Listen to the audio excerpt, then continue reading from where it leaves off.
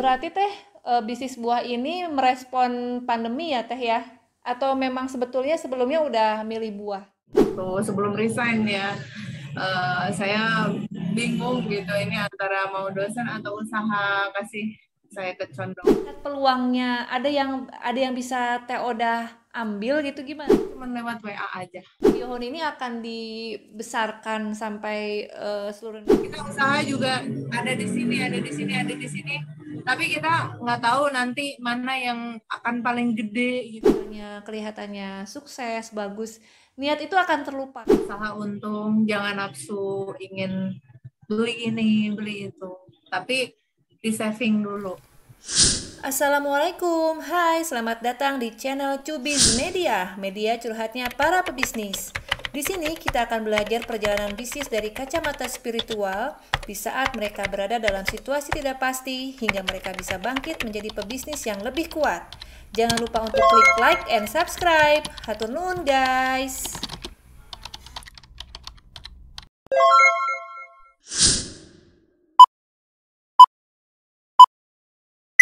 Assalamualaikum warahmatullahi wabarakatuh, Teh Oda. Salam kenal Waalaikumsalam nih.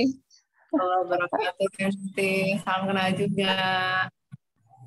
Sehat-sehat semuanya nih di rumah. Alhamdulillah. Alhamdulillah teh sehat. Alhamdulillah. Gimana sekarang perbuahan nih? Makin laku nih ya Teh ya kayaknya. Alhamdulillah teh, kalau buah mah lagi pandemi justru orang harus banyak makan buah. Jadi Iya alhamdulillah lah. makanya. Alhamdulillah. Katanya sih orang mah ini apa pada kekurangan order justru omah buah mah sampai pusing gitu ya nerima order ya memenuhi ordernya. Ya, alhamdulillah teh. Ya pandemi sebagian orang mungkin usahanya macet, tapi buat sebagian orang jadi Mm-mm. juga beda-beda sih. Kalau sama buah Mm-mm. alhamdulillah justru ada pandemi malah naik. Iya, alhamdulillah. Teh Oda mulai bisnis buah ini sejak kapan sih Teh? 2018 teh, 2 tahun ya. 2018 berarti udah lama juga ya? Sebenarnya seriusnya 2020 teh. Oh gitu. Berarti Teh, bisnis buah ini merespon pandemi ya Teh ya? Atau memang sebetulnya sebelumnya udah milih buah? Sebenarnya dari sebelum pandemi teh, cuman dibesarkan juga oleh pandemi gitu. Jadi karena dari 2018 itu memang iseng-iseng, awalnya teh iseng karena aku memang hobi makan buah gitu, iseng-iseng. Terus Mm-mm. uh, nggak disadari sih organik aja gitu teh, organik. Lama-lama kok nggak ngeh juga, kok bisa jadi kayak gini ya, kayak gitu. Itu beneran kayak nggak juga sih akunya gitu, kayak emang nggak di planning gimana gimana, nggak, itu berjalan, cuma minta aja sama Allah.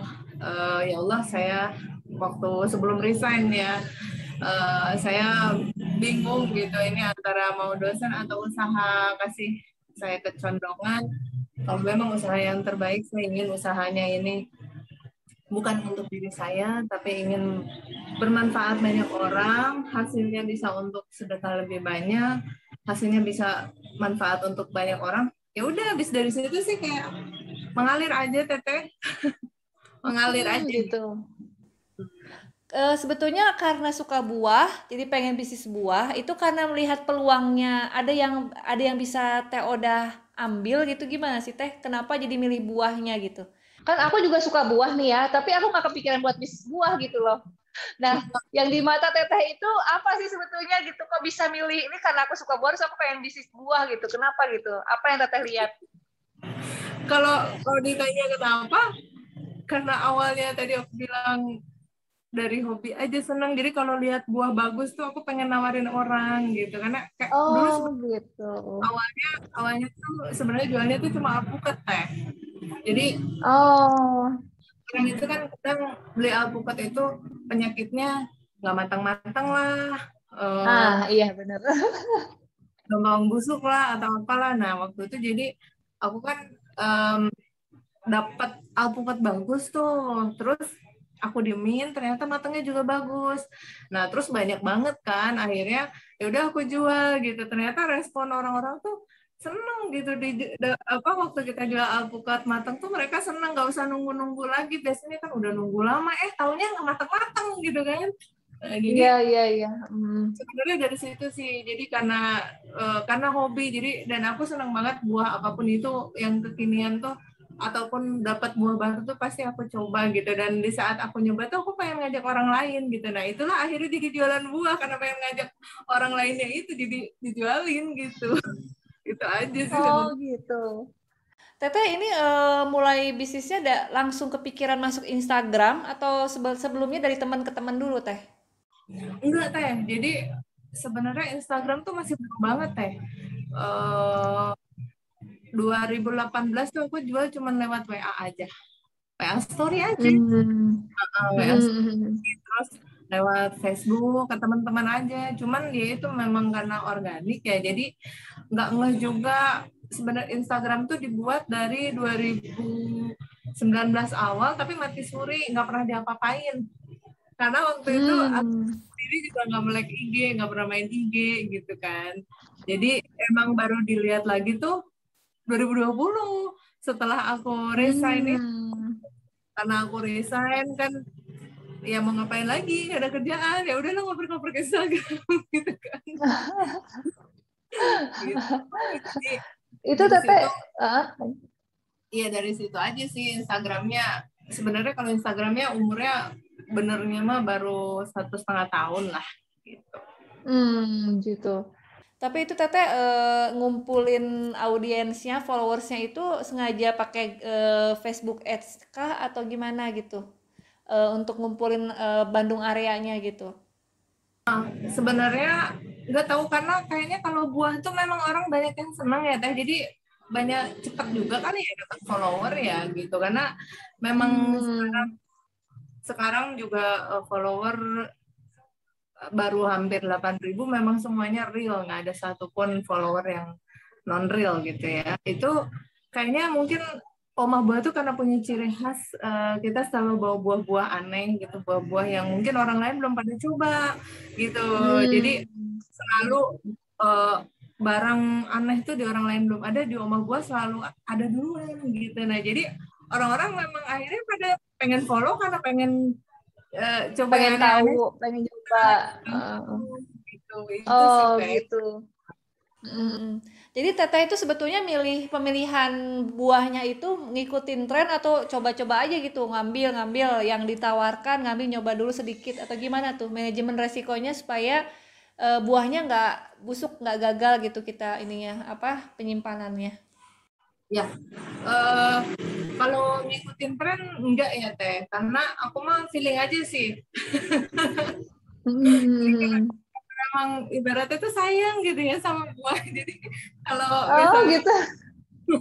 jadi kalau misalnya ini ada buah ini nih gitu, jadi ya udah bawa gitu. Jadi emang karena tadi basicnya dari hobi, jadi emang kalau menurut aku kan feeling nih, ini pas kalau aku suka orang lain suka gitu ya, udah aku bawa gitu. Aku jarang ngikutin tren, jadi berjalan sesuai ininya aku aja gitu. Orang lain biarin, Oma Buah ya gini gitu. Jadi jarang sih gitu. Terus kalau soal simpanan, ya inilah curhat nih. Inilah deritanya, bukan derita ya. Inilah buah karena kita jual barang hidup tapi seolah mati dia kan, nggak bergerak padahal dia hidup gitu. Jadi setiap buah beda-beda teh perlakuannya. Buah lokal beda perlakuannya, buah impor juga beda perlakuannya dan gimana jenis buahnya gitu. Ada buah biasanya buah yang eksotis tuh buah mahal, biasanya dia cepat busuk, udah mahal cepet busuk lagi. Nah, Terus iya. sensitif banget sama suhu gitu. Itu semua sih sebenarnya ada teknisnya. Ya tadi ada buah lokal misalnya. Kalau buah lokal ya jangan simpan di kulkas karena dia fitrahnya itu suhunya tropis gitu. Kalau misalnya buah yang dari negara-negara subtropis, kita juga harus tahu treatmentnya itu itu harus dipelajari dulu sih teh, treatment masing-masing buah itu, kalau enggak ya bablas. Cuman kalau aku emang sebenarnya termasuk yang cukup berani ambil resiko, karena kayak kemarin aja kita naga yang satu kepalnya itu 200.000 gitu. Satu biji gitu 200.000 itu kan buat orang-orang mahal gitu ya, wow gitu. Ya, ya. Cuman kalau omah buah tuh ya biarin, memang omah buah tuh khasnya bawa buah-buah aneh, mau mahal mau murah, pokoknya kalau aneh kita bawa gitu. Dan itu pernah nggak sih teh yang bener-bener sampai gagalnya tuh parah gitu, jadi kurang laku dan akhirnya teteh rugi besar gitu teh? Sebenarnya kalau sampai karena kurang laku jadi nggak penjual, alhamdulillah nggak pernah teh. Cuman pernah waktu itu kebuang banyak gara-gara supplier nakal gitu. Jadi gimana kan tuh itu cerita?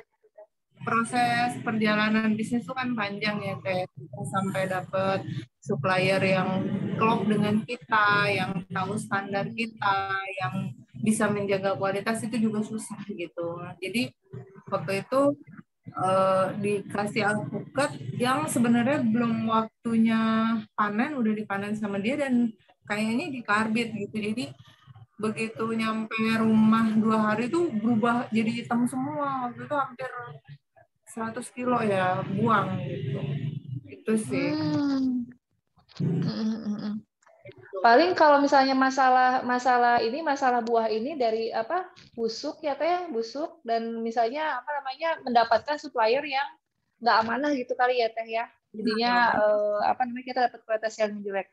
Kalau misalnya komplain dari customer gimana teh? Pernah nggak sih teh? Kalau ini mah curhat deh jadinya.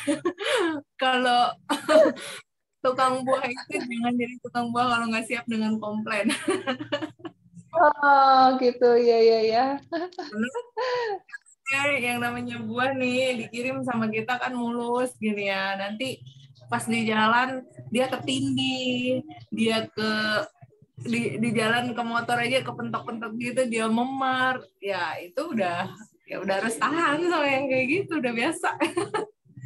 Oh gitu ya.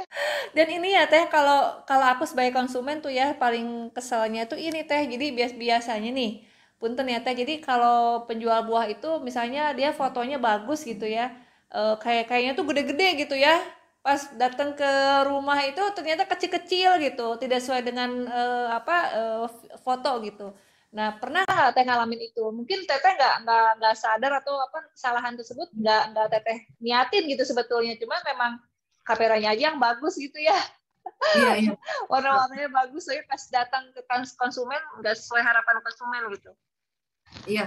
Sebenarnya kalau omah buah jarang teh, jarang banget, hampir nggak ada ya komplain kayak gitu. Ini di foto gede kok pas datang kecil, enggak, karena kita setiap hari update foto terbaru, terus kita info biasanya di video. Hari ini datangnya ada 2 grade, ada yang besar, ada yang sedang misalnya, atau ada yang kecil. Jadi dan biasanya di price list tuh kita kasih keterangan teh, sekilo isi berapa gitu. Jadi enak sih. Kalau komplain kayak misalnya fotonya hoax itu hampir enggak ya, karena memang kita juga tiap hari update fotonya gitu. Itu karena kita juga kan nggak mau, dan kita nggak pernah berjualan barang yang belum kita miliki gitu. Jadi memang barangnya udah ada di kita, real, bukan cuma gambar. Resiko, kita berani ambil resiko gitu ya, dengan udah beli aja dulu barangnya gitu, nggak usah jual gambar dulu, itu lebih enak ke kita gitu. Gitu. Dengan resiko ini teh biasanya ternyata ada ulatnya gitu kan, ada buah-buah tertentu tuh yang emang nggak kelihatan gitu di dalamnya, ternyata ada ulatnya gitu kayak gitu. Nah itu gimana tuh teh, komplain sering nggak terjadi teh? Jarang ya, biasanya kadang yang kayak gitu tuh justru dari supplier teh. Ya itu tadi, kadang ada supplier jual dedet gitu kan, jadi dia, Bu ini dong Bu, beli ini misalnya, nawarin ke kita. Pas kita ya udah sok beli gitu, ternyata kita juga nggak ngeh, dari luar misalnya apel nih, dari luar kelihatannya bagus, ternyata pas datang ke konsumen, pas dibelah dalamnya memar.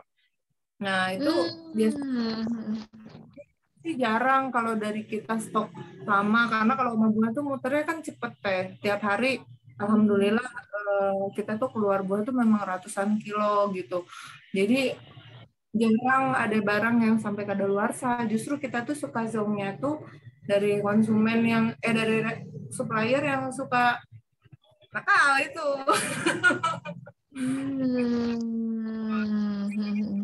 Kayak gitu, misalnya ada satu komplain, kok ini dalamnya gini.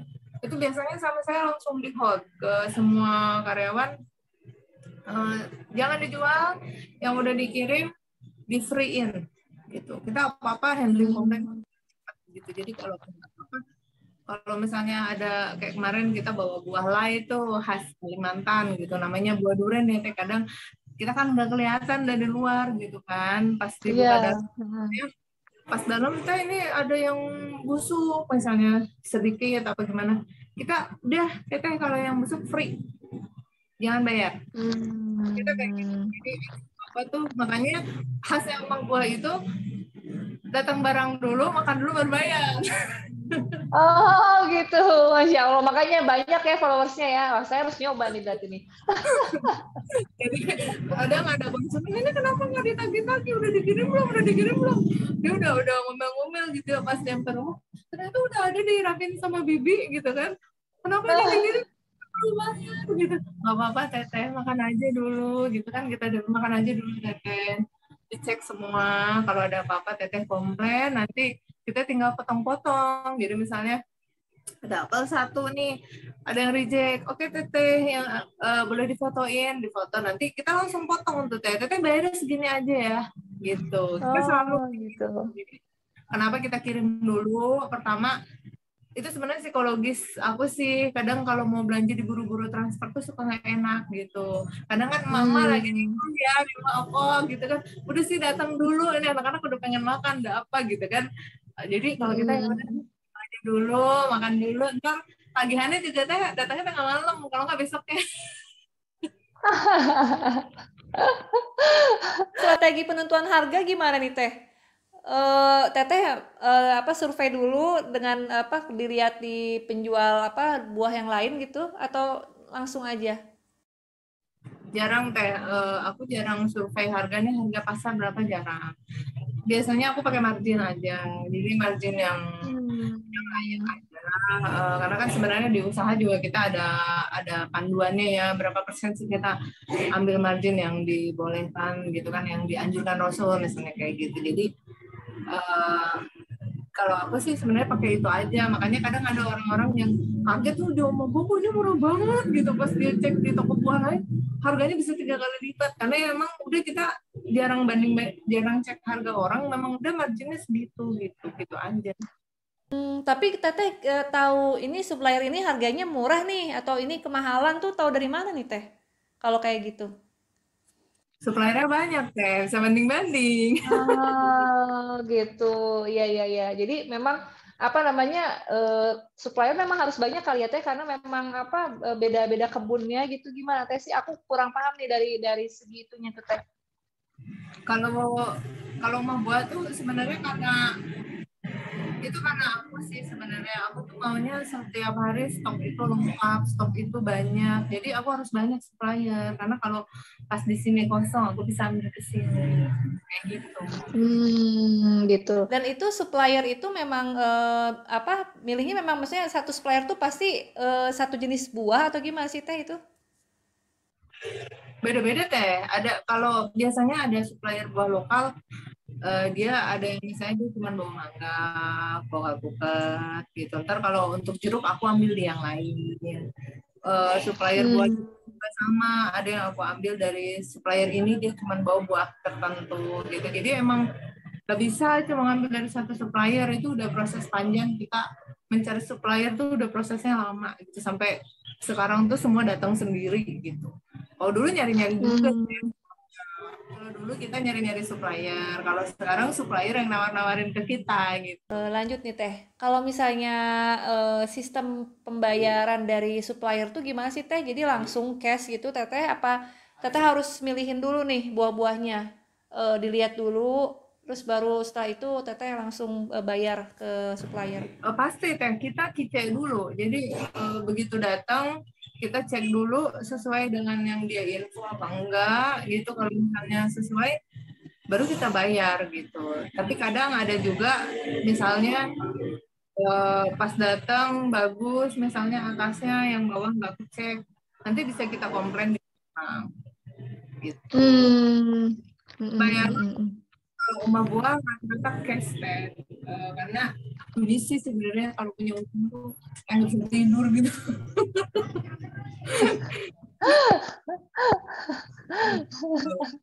Teteh punya strategi khusus nggak sih Teh untuk marketing online-nya?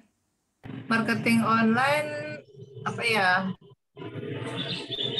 Itu ya karena kita tahu organik ya. Jadi memang kadang aku sendiri juga kayak nggak, ya itu tadi nggak bisa sampai kayak gini gitu teh, karena memang ngiklannya ngiklan sendiri, nggak pernah ngiklan pakai siapa-siapa, bahkan kayak refleks ngiklannya juga gitu mungkin, tapi karena dari hati jadi nyampe ke konsumen kali ya. Kalau strategi sebenarnya cuma di Instagram aja. Kita baru sekarang malah bikin website, bikin di Shopee, di Tokopedia tuh baru banget. Kemarin-kemarin memang cuma dari Instagram aja teh. Itu. Terus jarang endorse, paling kalau endorse misalnya temennya temen gitu tuh, ada temennya temen tuh followernya banyak gitu. Cuman ada juga misalnya dikenalin tuh ada temen yang misalnya artis, ya udah kita ya paling yang gitu aja, nggak yang gede-gedean marketing, enggak sih, mengalir aja gitu. Tapi Teteh ada yang uniknya nih, jadi Teteh ngeliatin banget. Aku juga sampai ngiler waktu itu. Ngeliatin banget ini ya. Nih ada yang mau buah ini nggak? Nah ini gitu ya, gitu-gitu tuh. Wah aku baru lihat, wah ini bagus nih ngiler ngabibita kalau bahasa Sundanya mah.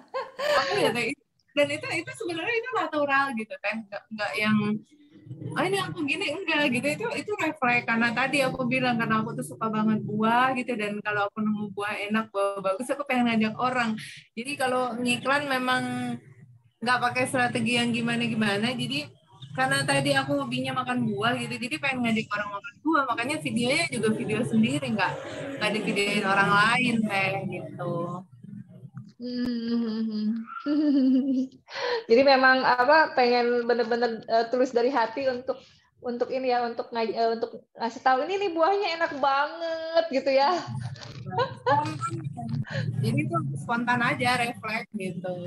Teteh sendiri melihat peluang omah buah ini sebesar apa sih Teh?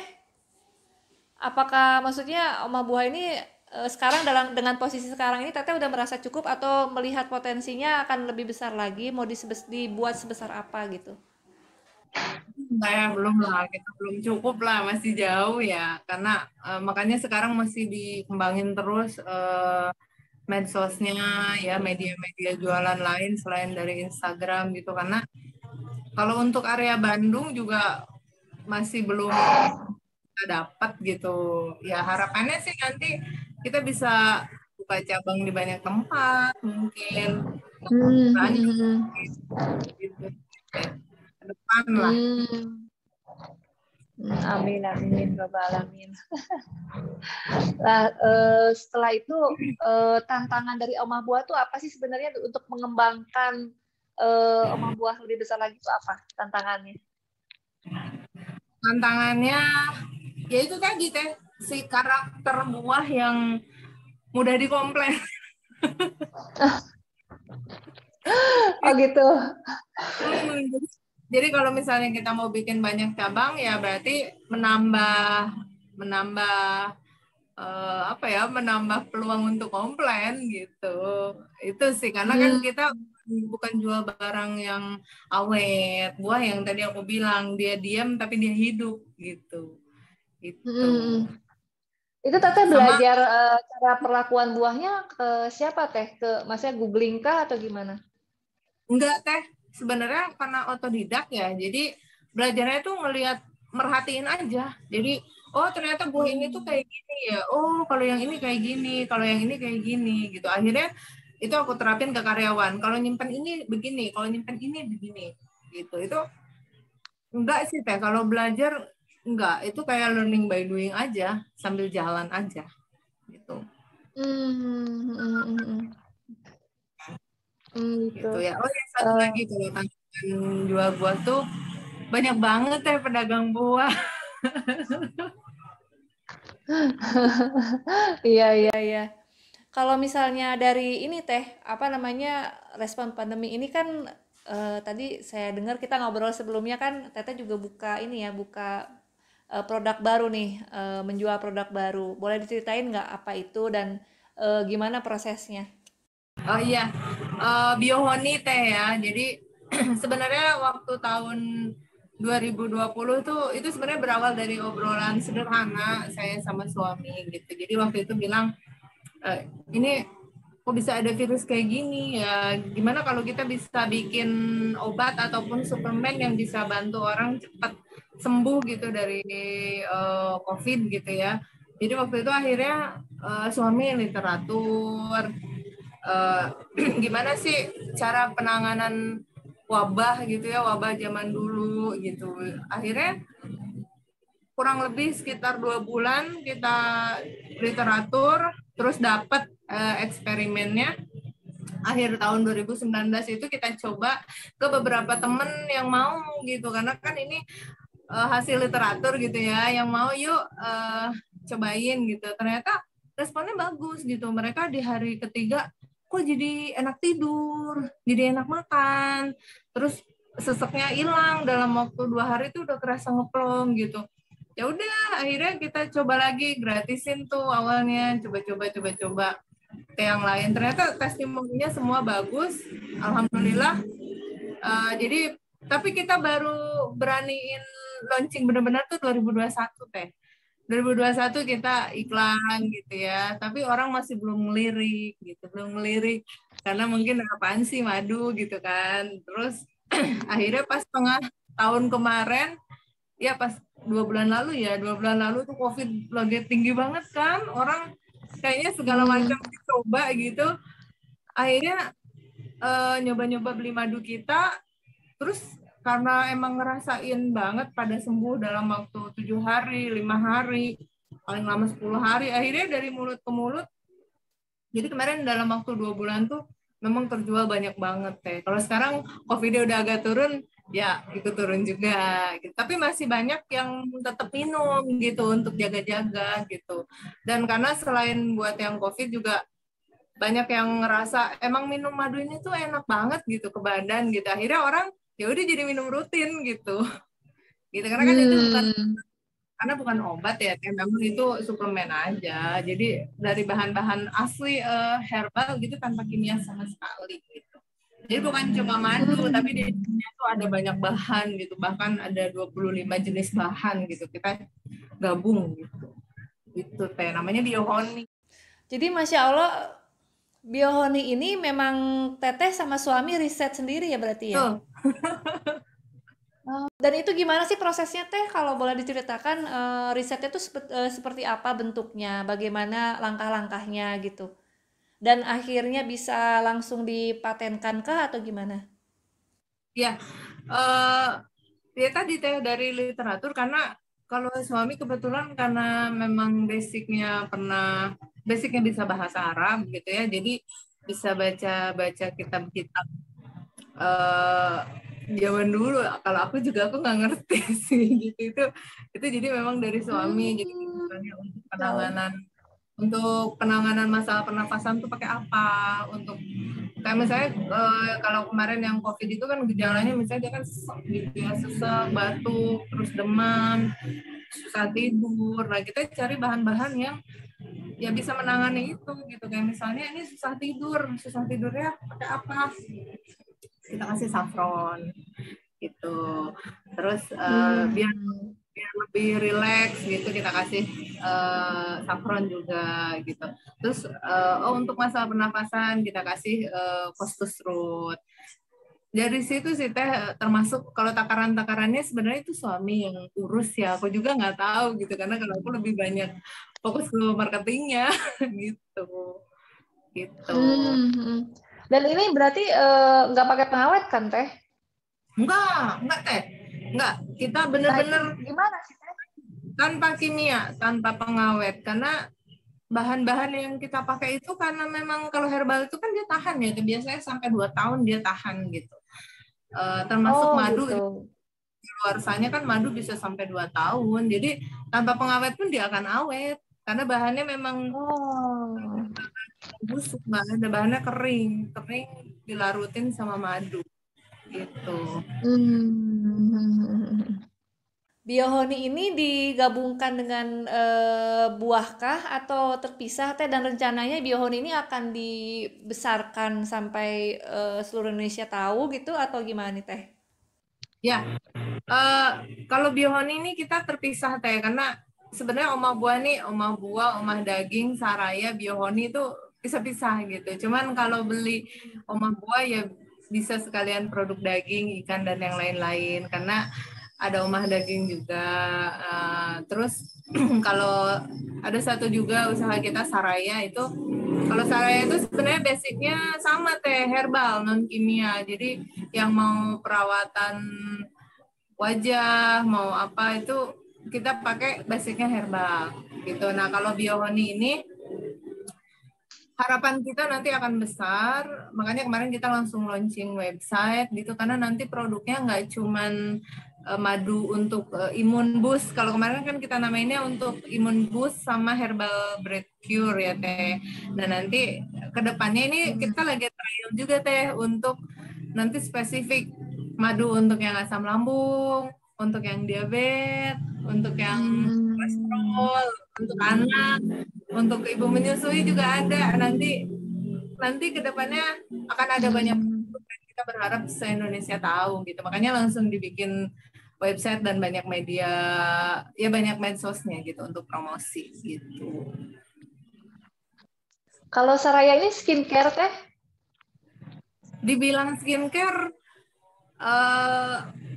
bukan juga ya teh, karena sebenarnya basicnya tuh herbal oil. Cuman memang herbal oilnya kita tuh banyak cocok di wajah gitu, untuk yang kayak misalnya saffron oil. Saffron oil itu kan banyak dipakai untuk yang jerawat parah tuh teh misalnya gitu. Terus rose oil, kita rose oil tuh ada yang dari Turki sama yang dari Kashmir.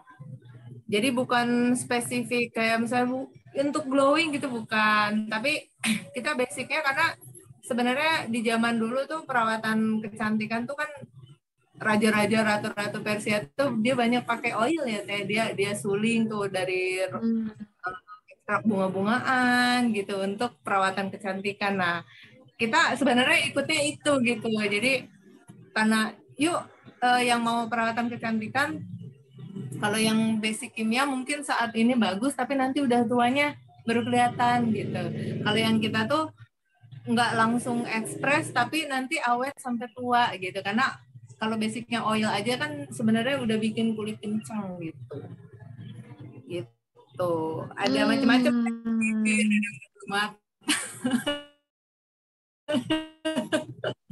Rambut juga sama. Banyak banget ya berarti ya. Banyak banget nih, bidang usahanya banyak banget ya teh. Masya Allah. Produknya. Nah, berarti Teteh sama suami yang menjalankan bisnis ini bareng ya Teh ya? Bareng, kita tim. Teteh sama suami udah menentukan nggak, misalnya goalsnya nih tahun depan harus ada cabang kah, atau misalnya Biohoni udah sebesar apa gitu, udah setting goals belum? Sebenarnya kalau dibuat target tahun depan harus begini, harus begini, kita enggak gitu. Cuman kita ada mimpi nanti dia akan sebesar ini, tapi enggak yang sampai tahun depan harus gini enggak. Kita orangnya mengalir aja teh. Jadi mengalir aja, kita ibaratnya gini, kita usaha juga ada di sini, ada di sini, ada di sini, tapi kita nggak tahu nanti mana yang akan paling gede gitu, kita nggak tahu. Jadi ya udah, ya mengalir aja gitu teh, mengalir aja. Dan yang nomor satu mungkin karena Teteh bahagia aja ya Teh ya, jadi mengutamakan kebahagiaan, jangan sampai bikin stres ya. Nah, itu Jadi kalau apa ya, jadi kalau aku tuh sekarang tuh kayak gini, hidup di dunia ini cuman sebentar. Apa sih yang mau kita bawa selain amal gitu. Jadi nggak mau terlalu dikejar-kejar harus begini enggak. Udahlah jalanin aja. Kalau ada apa-apa pun ini cuma di dunia. Jadi nggak yang terlalu harus begini begitu enggak teh. Mengalir aja, kita nggak pernah tahu nasib kita, takdir kita itu seperti apa, kita nggak tahu. Jadi termasuk di usaha juga ada sih, keinginan pasti ada teh, harapan kita, tapi nggak terlalu pokoknya harus begini, enggak. Sambil jalan aja. Kalau perubahan visi teh ada nggak sih perubahan dari visi yang pertama kali pas teteh merintis sampai sekarang gitu? Mungkin ada tahap pendewasaan dari visi gitu teh. Boleh diceritakan nggak perubahannya seperti apa? Ya, kalau visi alhamdulillah masih sama. Jadi karena dari ya tadi aku sempat cerita ya teh, bahkan sebelum memutuskan untuk resign pun kita istighfar dulu, banyak berdoa dulu, ya Allah, ini niat mau usaha ini bukan untuk sendiri, tapi saya niat buka usaha ini karena ingin memberikan manfaat lebih banyak ke orang lain, bisa buka lapangan pekerjaan lebih banyak, sedekahnya harus jadi lebih banyak, hasilnya harus bisa dipakai nolong orang. Jadi sebenarnya mungkin itu yang saya rasa jadi dipermudah oleh Allah. Jadi niatnya bukan untuk diri sendiri, tapi niatnya karena Allah, niatnya karena ingin ibadah. Itu justru yang jadi motivasi besar. Karena kayaknya kalau untuk diri sendiri, kalau buat aku tuh kayak ya udah, kalau buat diri sendiri mah segini juga udah cukup gitu. Tapi kalau untuk kita ingin besar manfaatnya, itu nggak akan cukup, karena ya kita pengen terus lebih banyak manfaatnya, berarti kita harus terus lebih besar gitu. Itu motivasi, yaitu visi yang sampai sekarang masih jadi motivasi gitu. Apa pernah luntur nggak sih teh visi tersebut? Ya kalau dari kita dari segi ini niat berarti ya teh, dari segi kalau ilmu agama niat kan. Niat itu kan kadang suka kepleset ya teh ya. Jadi ada niatnya itu yang nggak tahu, kalau aku udah suka begitu kalau aku ya. Kalau aku misalnya awal niatnya tuh pengen begini gitu ya. Tapi di perjalanan itu karena misalnya kelihatannya sukses, bagus, niat itu akan terlupakan gitu, sementara waktu gitu. Pernah nggak sih teh seperti itu, dan gimana cara meluruskan niatnya kembali gitu teh? Iya. Oh, kalau soal niat, namanya setan terus ngegoda ya teh. Kita mau sedekah, kita mau sedekah aja nih, setan, ayo ini jangan banyak-banyak gitu kan. Tapi kan Iya. atau misalnya setan ngegodanya, ayo sedekah biar diganti sama Allah gitu. Karena kan sebenarnya kalau sedekah itu jangan niat ingin diganti, cukuplah Allah ridho. Iya. Kalau Allah ridho, Iya. Allah aja mau diganti di dunia, mau diganti di akhirat, jangan kita mengharapkan diganti di sini. Terserah Allah aja gitu. Jadi kalau pasti yang namanya godaan niat itu ada, cuma kan ya itu harus selalu dilurusin gitu, setiap kali ada godaan. Nah, cuma alhamdulillahnya kalau aku tuh karena nggak suka shopping, nggak suka barang mahal, jadi kayaknya jarang terlunturkan dengan keinginan pribadi yang saya ingin itu, enggak. Jadi kayaknya ya udah Sama dong teh. Tos.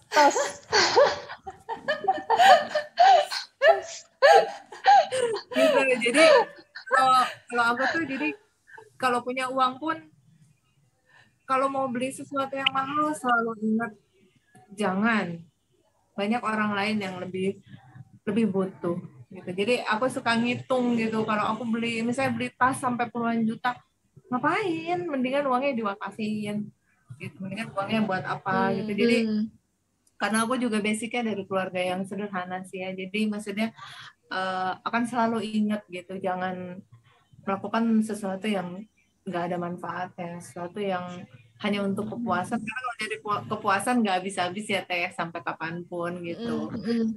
Jadi alhamdulillahnya tuh kalau niat terjaga tuh karena memang nggak hobi buang-buang duit juga. Iya. Tapi Teteh ada ini dong, ada bentuk apresiasi untuk diri sendiri gitu setelah bekerja keras gitu. Ada nggak sih Teh bentuk apresiasinya apa Teteh biasanya? Aku hobi jalan deh, Hobi apa? jalan-jalan. Oh, jalan-jalan sama dong.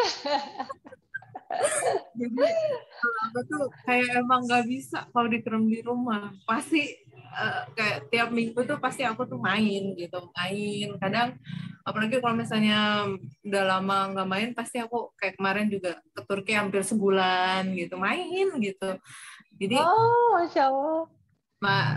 berdua aja sama suami gitu di sana, kita sewa mobil sendiri, sewa apa sendiri, jadi emang puas mainnya gitu tuh. Aku nggak suka belanja tapi aku hobi main.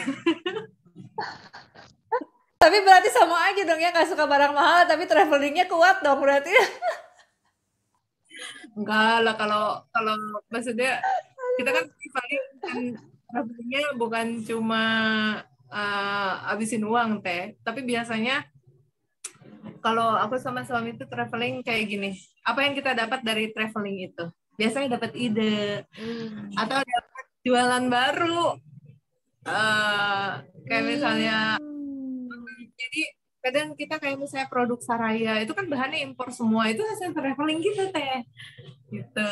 Terus kayak Oh, Biohoney Masya Allah. traveling kita juga gitu. Jadi nggak yang bener-bener ngabisin uang buat traveling, enggak. Biasanya kita hitung, nih kita traveling kita dapat apa gitu, kita dapat ide kah, kita dapat barang kah, jadi travelingnya balik modal gitu. Biasanya Gitu. kita traveling juga ngitung nih, kalau misalnya kita keluar uang misalnya sekian puluh juta, berarti kita harus balik berapa nih, pulangnya jangan tangan kosong kayak gitu. Jadi nggak yang habis, enggak gitu, enggak. Sayang lah. Oh, gitu. Iya, jadi memang selalu mikir harus ada manfaatnya ya Teh ya, apa yang kita lakukan, apa yang kita habiskan gitu kan Teh. Nah, sayang kan tanggung jawaban ya semua teh. Iya, Masya Allah ya memang. eh Kira-kira Teh nih, ada nggak sih Teh keajaiban-keajaiban dari Allah gitu ya, yang pernah Teteh alami gitu selama perjalanan bisnis ini? Perjalanan bisnis ya, bukan perjalanan hidup ya. Bukan, dengan bisnis. Kan cubis media, jadi bisnis, curhat bisnis nih. Eh, Apa ya? Oh ya, gini. Biasanya aku suka dengar aja tuh dari curhatan para pebisnis gitu ya. Kadang mereka suka bilang, sebelum saya jadi begini tuh saya pernah ketipu, saya pernah apa, dan itu ternyata aku alami juga. Jadi pas di tahun 2019 akhir, waktu itu bisa dibilang eh, mungkin terzolimi kali ya. Jadi uang uang aku yang capek-capek gitu dibawa orang dalam jumlah cukup banyak gitu. Dan itu waktu itu ya sempat nyesek gitu, karena yang bawanya itu bukan orang baru kenal gitu, orang yang udah lama kita berpartner gitu. Sempat sedih juga gitu. Cuman ternyata dari situ aku mikir, oh ternyata Masya Allah, memang Allah itu tidak akan melakukan sesuatu pada hambanya sia-sia gitu. Pasti Allah punya rencana yang paling baik, dan semua yang hilang itu diganti dalam waktu yang nggak nyampe setengah tahun tuh, diganti sama Allah gitu. Jadi kalau sekarang misalnya aku ada usaha, ada yang namanya usaha ya teh, apalagi usaha kita misalnya ada beberapa, ada yang untung di sini, ada yang rugi di sini gitu. Semuanya kan yang penting masih jalan gitu. Nah jadi kalau aku sekarang mikir, jangan pikirkan yang hilang, tapi pikirkan yang Allah sudah ganti. Masya Allah. Jadi itu sih, kalau di usaha mah jatuh bangun biasa, termasuk kalau ada orang yang misalnya zolim ke kita, biarin aja, tidak akan tertukar. Allah itu maha adil. Gitu. Masya Allah. Dan dua pertanyaan terakhir nih Teh. Teteh punya ini nggak pesan motivasi buat teman-teman Cubis yang mungkin sekarang lagi terkendala di pandemi atau memang yang sedang sedang baru mau mulai nih, dia bingung gitu mau usaha apa nih gitu. Ada nggak motivasinya? Kalau untuk yang sedang bisnis ya, mungkin pertama kalau niatnya usaha itu masih bukan karena Allah, diluruskan lagi. Karena sayang kalau hanya untuk diri sendiri itu sayang. Ya kita dapat hanya sebatas itu. Yang kedua, tadi sebenarnya ini karena belajar dari pengalaman sendiri aja ya Teh. Yang kedua, pada saat usaha untung jangan nafsu ingin beli ini, beli itu. Tapi di saving dulu. Jadi kalau misalnya dari 100%, 30%-nya silakan nikmati. 30%-nya di saving untuk perputaran bisnis, 30%-nya silakan dibagi-bagikan untuk sedekah dan lain-lain. Insya Allah sih kalau kayak gitu bisnisnya bisa manjang. Tapi kalau baru dapat uang langsung, pengen ini, pengen itu, siap-siap drop aja. Berdasarkan pengalaman. Gitu. Ya kalau untuk yang baru mulai bisnis ya, biasanya orang bisnis itu kendalanya kan sebenarnya kalau menurut aku ya berdasarkan pengalaman tuh marketing itu susah. Jadi kadang orang punya barang bagus tapi dia nggak bisa iklanin barangnya, itu kadang yang bikin down. Jadi kalau yang baru mau usaha, iklan aja terus, terserah orang lain mau beli apa mau enggak, yang mendatangkan rezeki itu Allah. Kalau Allah suka pasti rezeki itu datang gitu. Jadi jangan aduh udah ngiklan kok nggak closing sih, udah ini nggak ini, jangan. Tapi terusin aja dengan tadi sih kalau saran aku yang tadi, jadi keuangan itu dibagi-bagi. Tadi 30% untuk apa, 30% untuk apa. Insya Allah nanti usahanya bisa panjang. Gitu. Ya aku juga masih belajar, masih kecil banget. Masya Allah. Terakhir nih Teh, ada promosi khusus kah untuk program 3 bulan ini dari Omah Buah Bandung mungkin atau dari Biohoni? Iya, kalau dari Omah Buah Bandung sebenarnya promonya tiap hari Teh. Jadi tiap hari ada promo buah-buah apa yang dipromo. Kadang kita juga ada tebak-tebakan. Kalau dalam waktu dekat di September kita mau ada giveaway tebakan dari. Terus kalau untuk Biohoni kita karena mau launching banyak produk, nanti kita pasti akan ada banyak promo berapa puluh persen dari harga normal kita diskon. Gitu. Masya Allah. Ada yang mau dipromosikan lagi nggak Teh? Ya, kalau mau belanja buah, belanja daging, ikan, sampai cemilan, sampai makanan siap saji yang homemade, basicnya bukan pabrikan ya, jadi semuanya tanpa pengawet, itu bisa di Omah Buah, Omah Daging, belanjanya nggak pakai ribet, tinggal WA, barang nyampe, duduk manis, makan, berbayar, gitu. Terus kalau mau perawatan juga pakai yang herbal, yang sudah mau beralih dari yang serba kimia mau ke herbal, bisa cek Instagramnya Saraya.Safron. Terus kalau mau yang perawatan dari dalam supaya tetap sehat, nanti kita launching Biohoni, ada banyak produknya. Jadi kita semuanya serba sehat Teh. Makan buah, makan ikan, makan daging, perawatan skincare-nya, perawatan suplemennya semuanya herbal tanpa kimia. Semuanya dari alam. Itu yang kita pengen, karena memang kita pengen jual itu yang baik-baik. Jadi jual itu yang aman-aman, jual itu yang orang merasa aman, nggak worry dengan ini ada efeknya nggak sih. Itu kita pengennya itu kita hindari gitu. Makanya basicnya herbal, basicnya non kimia, basicnya yang sehat-sehat ini buah gitu, ikan. Masya Allah. Siap. Oke, makasih banyak ya Teh atas waktunya.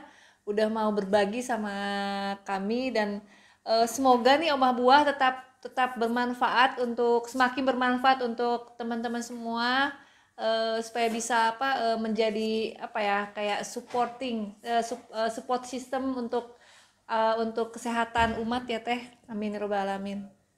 Amin. Makasih banyak juga udah diundang. Semoga channel YouTube-nya Teteh makin banyak yang subscribe, makin banyak yang lihat. Amin rabbal alamin. Bantu juga untuk subscribe channelnya Teteh.